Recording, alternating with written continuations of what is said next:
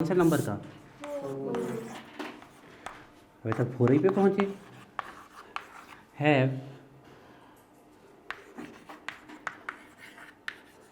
Highest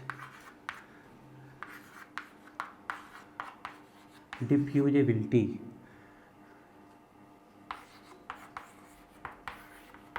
know about diffusion?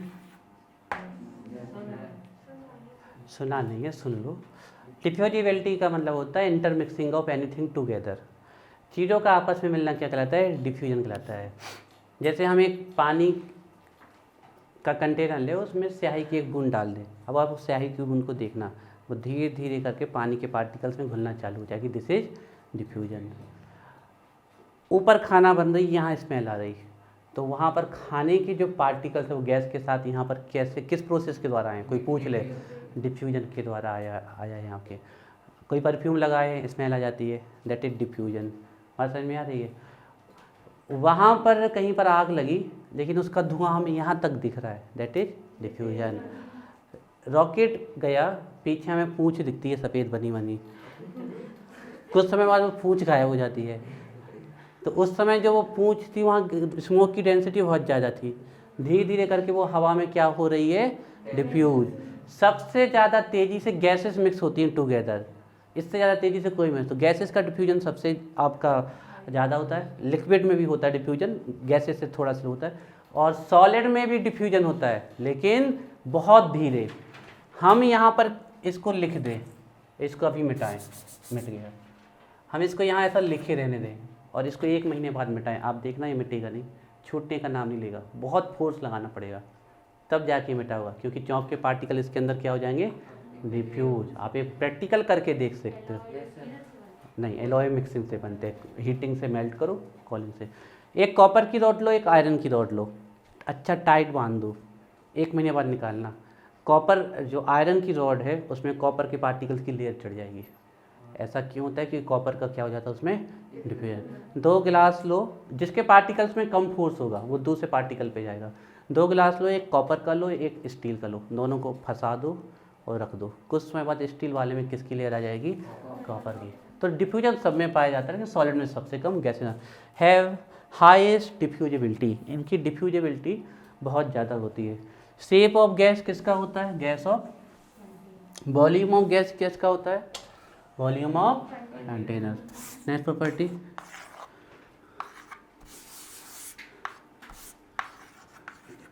Gas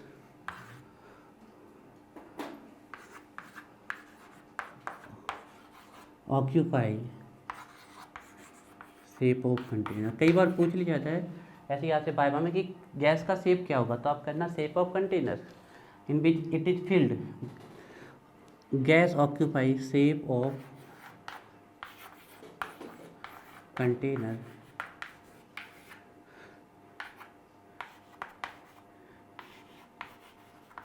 in which it is filled. Volume of gas equal होता है volume of container. अब आप लोगों के लिए एक क्वेश्चन है, कल बताएंगे, सोच के आइए कि हम गैस को तौले कैसे, कि वो कितनी है? किससे? कुछ सही, कुछ काफ़ी हद तक लगभग सही आंसर है। हाँ, तो वही तरीका है, बिल्कुल यही है, आ चुका है क्वेश्चन आपके। तो सिलेंडर का वेट W1 है, गैस भरने का W2 है, तो W2 - W1 this is the gas off container. या फिर मान लो कम है तो बैलून में भर के भी आप मीजर कर सकते हो, ऐसे आपके क्वेश्चन आते हैं। तो occupy shape of container in which it is filled. Gas, volume of gas is equal to volume of container. ठीक है, ये आपको ध्यान रखना है। They are the important properties of gases.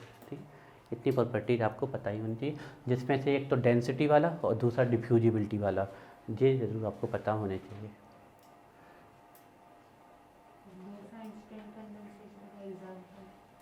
Bose Einstein super cool state का नहीं एग्जिस्ट करती है जनरली।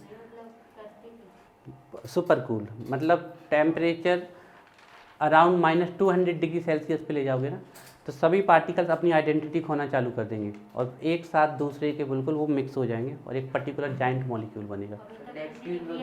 कहीं इसका कोई ऐसा एग्जाम्पल नहीं है, नहीं तो हम आपको जरूर देते।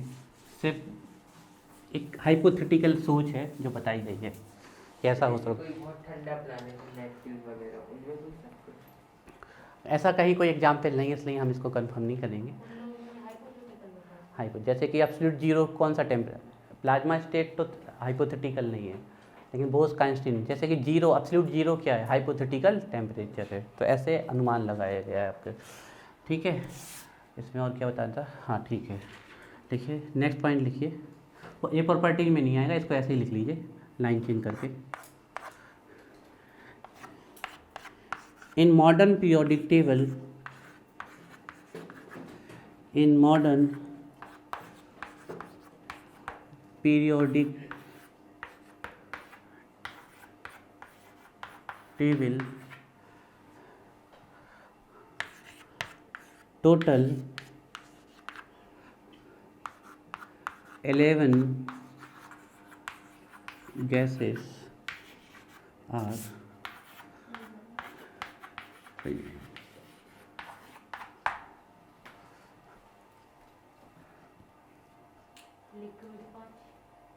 लिक्विड 5 पूरे लिक्विड और गैस को छोड़ के 11 और 5 16 102, हालांकि डिस्कवर नहीं हुए, 115 के आसपास माने जाते हैं। In modern periodic table total 11 gases are present. तो देखिए ग्रुप फर्स्ट में है हाइड्रोजन जिसका नेचुरल फॉर्म है H2। ठीक है, इसके अलावा अगर हम जाएं तो ग्रुप सेकंड में नहीं है, यहाँ तो सब मेटल है। ग्रुप 30 में नहीं है, ग्रुप 40 में नहीं, ग्रुप 15 में है। ग्रुप 15 में है नाइट्रोजन जिसका नेचुरल फॉर्म है N2 गैस। बॉन्ड भी जानना चाहो तो इनके बीच में सिंगल बॉन्ड है। ग्रुप 16 में है ऑक्सीजन जो दो नेचुरल फॉर्म में एग्जिस्ट करती है O2 एंड O3, लेकिन हमारे एटमॉस्फेयर में कौन प्रेजेंट है? O2।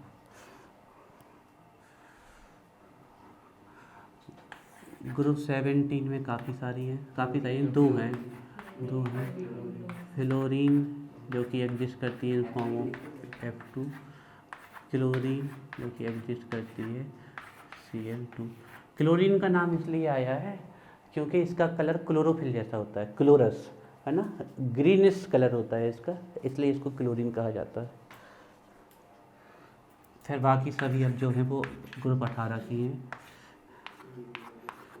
ये सभी मोनोटॉमिक हैं, helium, neon, argon, krypton, xenon and radon. तो 11 गैस में से 10 तो नेचुरल हैं और एक कैसी है? आर्टिफिशियल। रेडॉन इज आर्टिफिशियल, ये नेचर में एग्जिस्ट नहीं करती है। किससे बनाई गई है रेडॉन? रेडियम के डिके से, डिके। तो 1 2 3 4 5 6 7 8 9 10 11, तो टोटल नंबर ऑफ गैसेस आते हैं। चलो अब ऑर्गेनिक पढ़ते हैं, इसको कल पढ़ेंगे।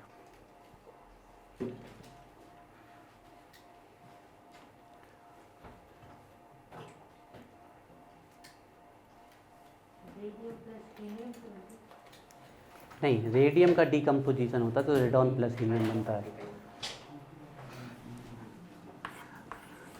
रेडियम एटॉमिक नंबर 88, जब इसका डिके होता है तो रेडॉन बनता है 86 एंड हीलियम 2।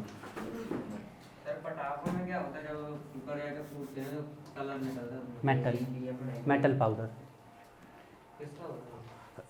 ऐसे तो अगर हम जनरल बात करें तो जो खास मेटल है जैसे क्रोमियम, आयरन, इसके अलावा आपके सीजियम हो गया, तो ये होते हैं। मोस्टली आपका सबसे ज़्यादा आयरन और क्रोमियम का पाउडर भरा जाता है। तो उसे फूट कैसे होते हैं? हाँ, फूट कैसे जाते हैं? कभी मेटल का आप बुरादा बना देना, बिल्कुल महीन पाउडर, ठीक है, और फिर उसको रोगन के साथ मिक्स करना। Fuel, any fuel, combustion fuel है ना, माचिस, तो वो उसका रोगन फ्यूल हो गया, मिक्स कर देना और फिर आप जलाना। तो जब वो जलेगा ना तो मेटल के पाउडर को उड़ा देगा और वो हर एक पार्टिकल चमकता हुआ दिखाई देगा आपको। तो इस प्रकार से कर, हाँ हाँ हाँ हो जाएगा।